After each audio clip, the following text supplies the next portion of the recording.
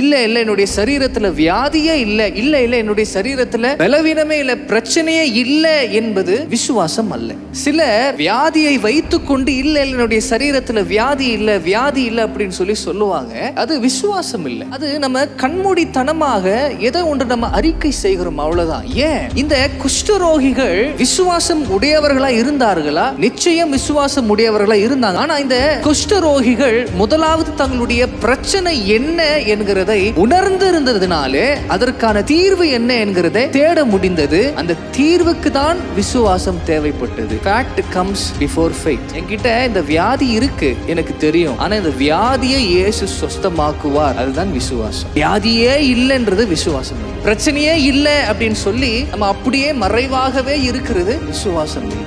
இந்த பிரச்சனையோடு கூட நிறைய பேர் தவித்து கொண்டு இருக்கிறாங்க. அதனால இன்னைக்கு நம்ம தெளிவா ஒரு காரியத்தை புரிந்து கொள்ளணும். Fact comes before faith.